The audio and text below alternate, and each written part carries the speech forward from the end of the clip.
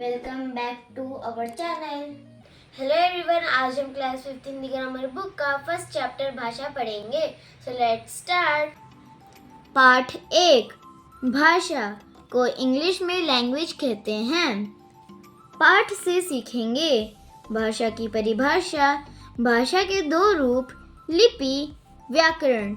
मानव के विकास के साथ साथ उसके मुख से कुछ ध्वनियाँ निकली। धीरे धीरे उसने निश्चित वस्तुओं और कामों के लिए कुछ ध्वनियों का प्रयोग शुरू किया। इन ध्वनियों की सहायता से भाषा का निर्माण हुआ। पहले चित्र में बेटी माँ की बात सुनकर समझ रही है। माँ बेटी को बोलकर अपनी बात कह रही है। ये सुनकर और बोलकर वाले शब्दों को हम मौखिक भाषा कहते हैं।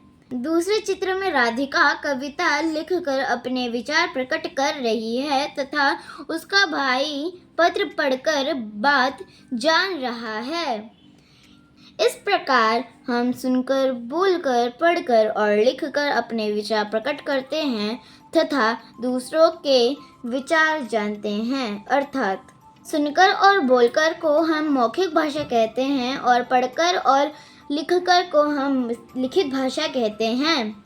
भाषा वह साधन है जिसके द्वारा हम अपने विचार एक दूसरे तक पहुंचाते हैं। हाँ, अगर हमें कोई बात दूसरों को पहुंचानी है, अगर मुझे अपने फ्रेंड्स को अपने विचार प्रकट करना है तो हम भाषा का यूज़ कर ही हम उनको जो बोलना है वो बोलेंगे। भाषा के 2 रूप हैं, भाषा मौखिक और लिखित। फर्स्ट, मौखिक भाषा को इंग्लिश में ओरल लैंग्वेज कहते हैं। मौखिक का अर्थ है मुख से निकली हुई। जब हम बोलकर और सुनकर अपने विचार एक दूसरे तक पहुंचाते हैं तो वह भाषा का मौखिक रूप कहलाता है। सेकेंड, लिखित भाषा को इंग्लिश में रिटन लैंग्वेज कहते हैं। लिखित का अर्थ है लिखा हुआ। जब हम लिखकर और पढ़कर अपने विचार एक दूसरे तक पहुंचाते हैं तो यह भाषा का लिखित रूप कहलाता है। जानिए, यातायात ट्रैफिक का सिपाही जब मुड़ने का संकेत देता है तो उसके संकेत से हम मुड़ जाते हैं। अतः संकेत द्वारा भी हम अपने विचार प्रकट करते हैं। यह सांकेतिक भाषा कहलाती है, परंतु इसके माध्यम से मन की हर बात को नहीं समझाया जा सकता। अगर हमें कोई संकेत कर बोलना है तो उसे हम सांकेतिक भाषा कहते हैं, पर हम सांकेतिक भाषा के माध्यम से हर चीज़ समझा नहीं सकते हैं। पशु पक्षी भी ध्वनियाँ निकालकर अपने भाव प्रकट करती हैं, परंतु इन ध्वनियों को भाषा नहीं कह सकते। संसार में बहुत सी भाषाएं बोली और लिखी जाती है, जैसे चीन में चीनी, रूस में रूसी, जापान में जापानी, नेपाल में नेपाली, इंग्लैंड और अमेरिका में अंग्रेजी। अंग्रेजी एक अंतर्राष्ट्रीय भाषा, इंटरनेशनल लैंग्वेज है। भारत में भी अनेक भाषाएं प्रयोग की जाती है, जैसे पंजाब में पंजाबी, गुजरात में गुजराती, कश्मीर में कश्मीरी, महाराष्ट्र में मराठी, केरल में मलयालम आदि। मातृभाषा, राजभाषा तथा राष्ट्रभाषा को इंग्लिश में mother tongue, official tongue and national language कहते हैं। फर्स्ट, मातृभाषा मदर टंग वह भाषा जिसे बालक बचपन से अपने माता पिता से सुनकर सीखता है, मातृभाषा कहलाती है। उदाहरण, तमिल भाषी परिवार में बालक की मातृभाषा तमिल होगी। इसी प्रकार पंजाबी, हिंदी, मराठी, बंगाली आदि कोई भी भाषा मातृभाषा हो सकती है। जो बच्चा घर पे अपने माता पिता से सुनकर सीखता है, हम उसे मातृभाषा कहते हैं। सेकेंड, राजभाषा को इंग्लिश में ऑफिशियल लैंग्वेज कहते हैं। देश के राजकीय कामकाज तथा कार्यालयों के काम के लिए राज्य द्वारा स्वीकृत भाषा को राजभाषा कहते हैं। भारत की राजभाषा हिंदी है। थर्ड, राष्ट्रभाषा को इंग्लिश में नेशनल लैंग्वेज कहते हैं। किसी देश के अधिकतर लोगों द्वारा बोली या प्रयोग की जाने वाली भाषा को राष्ट्रभाषा कहते हैं। जैसे जापान की राष्ट्रभाषा जापानी है, चीन की चीनी, नेपाल की नेपाली आदि। भारत की राष्ट्रभाषा हिंदी को माना जाता है, जबकि संविधान में हिंदी को राष्ट्रभाषा की मान्यता अभी तक नहीं दी गई है। संविधान के आधार पर यह आज भी राजभाषा ही है। जानिए, देश के संविधान द्वारा 22 भाषाओं को मान्यता प्रदान की गई है। हिंदी, संस्कृत, असमिया, उर्दू, उड़िया, कन्नड़, कश्मीरी, कोंकणी, गुजराती, डोगरी, तमिल, तेलुगु, नेपाली, पंजाबी, बंगाली, बोडो, मणिपुरी, मराठी, मलयालम, मैथिली, सिंधी और संथाली। 14 सितंबर 1949 को संविधान में हिंदी को अनुच्छेद 343 के अंतर्गत राजभाषा की मान्यता दी गई थी। इसलिए हर वर्ष 14 सितंबर हिंदी दिवस के रूप में मनाया जाता है। हर वर्ष 10 जनवरी को विश्व हिंदी दिवस भी मनाया जाता है। लिपि, स्क्रिप्ट, बोली जाने वाली हर ध्वनि को लिखने के लिए कुछ चिन्ह निश्चित किए गए हैं। इन्हीं चिन्हों के लिखने के तरीके को लिपि कहते हैं। विश्व एवं भारत की कुछ प्रमुख लिपियों व भाषाओं को जानिए। लिपि, भाषा, गुरुमुखी, पंजाबी, तमिल, फारसी, उर्दू। लिपि, भाषा, देवनागरी, हिंदी, संस्कृत, मराठी, रोमन, अंग्रेजी, जर्मन, शारदा, कश्मीरी। व्याकरण को इंग्लिश में ग्रामर कहते हैं। किसी भाषा को शुद्ध बोलने, पढ़ने तथा लिखने के लिए नियमों का ज्ञान हमें व्याकरण द्वारा होता है। ग्रामर में हम अपनी भाषा को शुद्ध करने के लिए यूज़ करते हैं।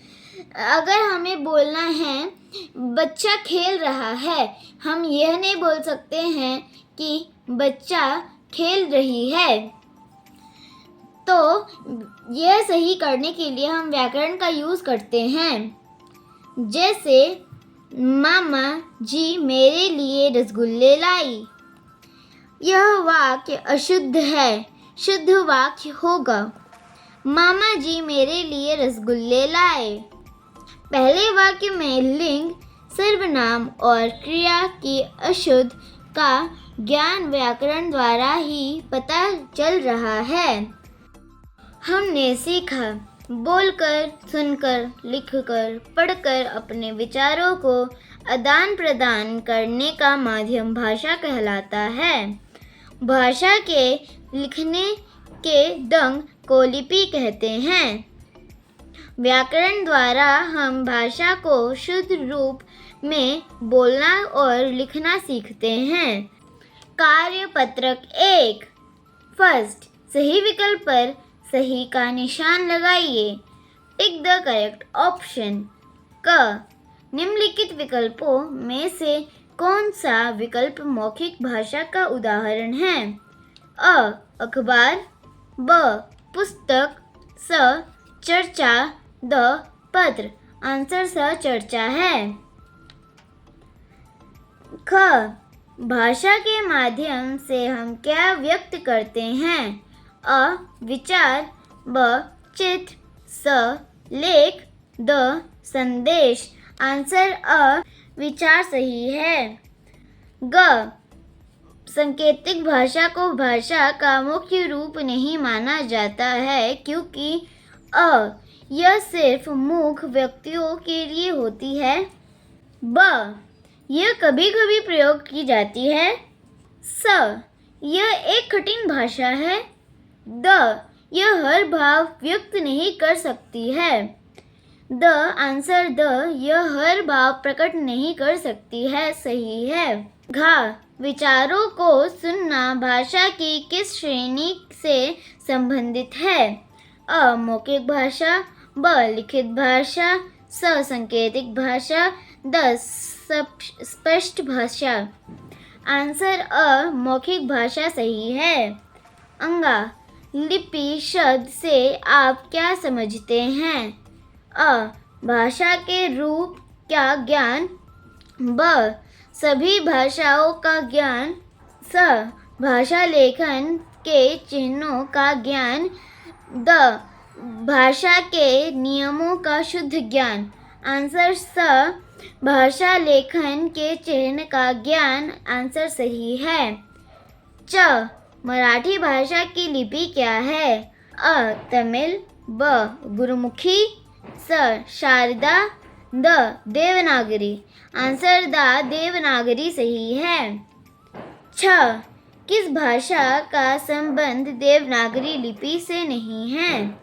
अ हिंदी, ब संस्कृत, स Marathi, the Malayalam. Answer the Malayalam सही है। सेकंड भाषा किसे कहते हैं? What is a language? अपने विचार एक दूसरे तक पहुंचाने का साधन। थर्ड सही शब्द चुनकर खाली स्थान भरिए। Fill in the blanks by choosing correct words. यहाँ पर हेल्पिंग बॉक्स दिया हुआ है, उन्हें देखकर यहाँ पर आंसर लिखने हैं।